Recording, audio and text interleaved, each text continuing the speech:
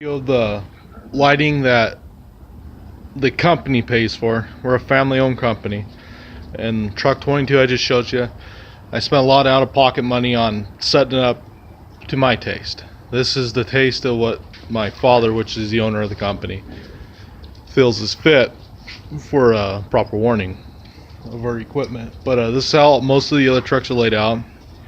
I think this is the Flim Flam or something like that pattern. It's unsynced.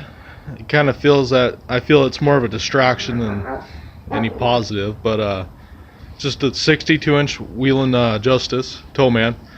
The work lights have been removed from the top and put in the sides for flashing alley lights.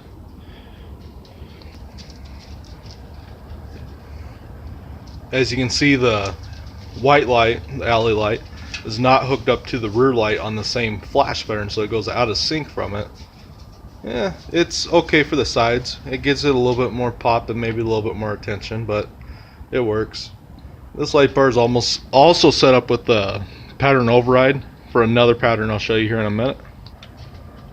Got some wild ass dogs. That's Greta that you seen in the other video. That's Maya.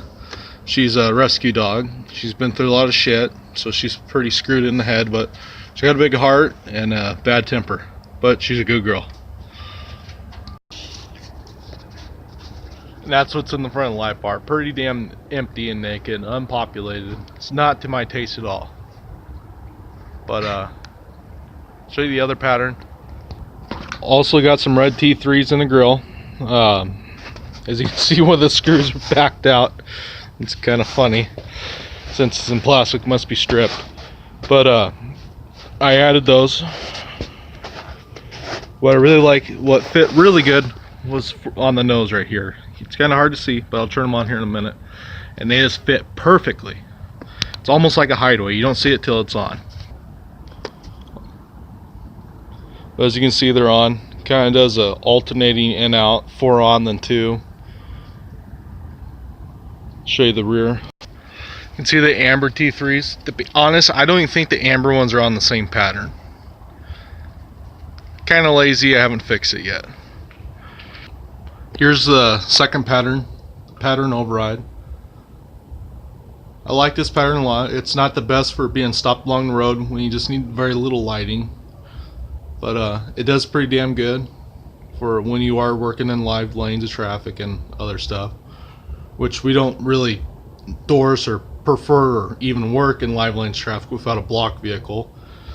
Lately there's been way too many accidents from people working live lanes traffic along busy highways, so we won't really work on the highway unless we have a block vehicle. Either our our company provides it, or the Washington State Patrol sends out an IRT truck, which is like a big billboard truck that basically blocks anybody from rear end and us, the car we're working hooking up to, and getting ready to winch on the bed.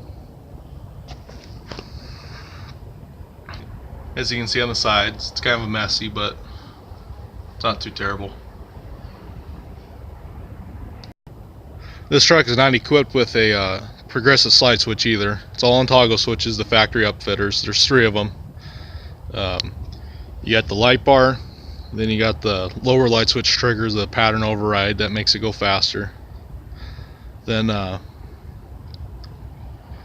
you have the grill lights.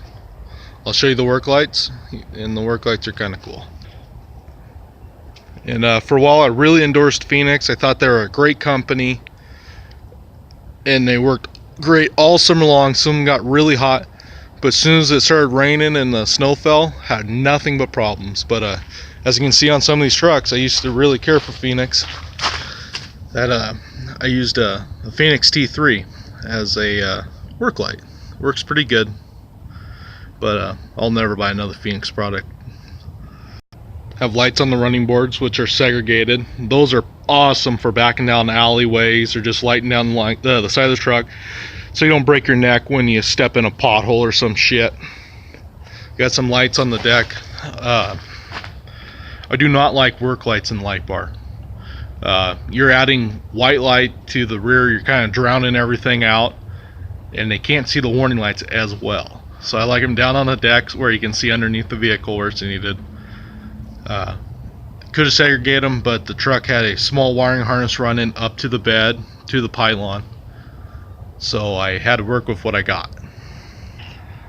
But as I said on truck 22 video, I've been thinking about putting some intersectors here, some red amber or red white sound off intersectors here, so when the bed's down and the light bar's blocked, you can still see the mirror, you can still see some warning to the rear, front, and sides. Another thing I'd like to add, I'm not a fan of pylons connected to the bed. As you can see, both the roll beds have a pylon that's fixed to the bed. But my reasoning behind it is the optics in the light bar are not designed to be pitched at an angle like this, which you can still see them, but they're pretty shitty at best. So if it's fixed on the frame, the light bar stays parallel with the ground at all times and is working how it's designed to. Not cocked at an angle and flashing to the sky and to the ground. But this works.